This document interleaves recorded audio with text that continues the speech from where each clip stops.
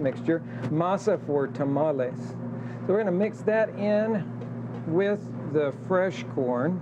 But the rest of the ingredients are butter and a really rich flavored pork lard that we buy from a local Mexican grocer. Now, if you don't want to use that, it's not absolutely necessary for the sweet corn tamales as it is for the other savory tamales.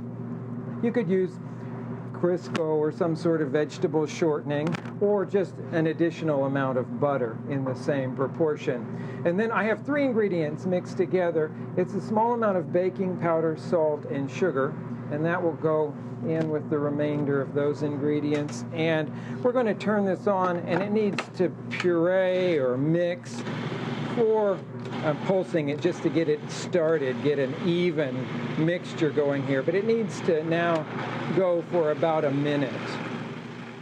The mixture will be cooked in a banana leaf which the chef warms over an open flame.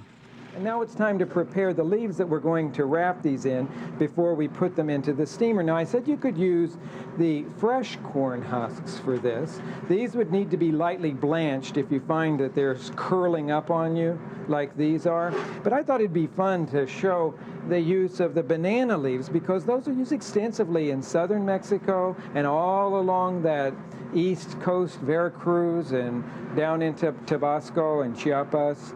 And I'm putting these over a flame. You could also steam them if working over the open flame is not your thing. But I'm just lightly toasting it, and you'll notice a real change in the color of the leaf as all of the oils come to the surface, and it makes the leaf much, much, much more pliable. Now, these leaves are usually purchased in frozen state in the United States, most of them coming from the Philippines. But you can also find them occasionally fresh. Those have to be cooked for sure. Steaming them, maybe 20 minutes will be enough time to soften them up the same way.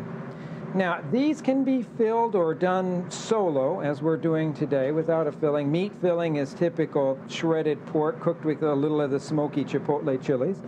Put a little bit of it in the center of your banana leaf.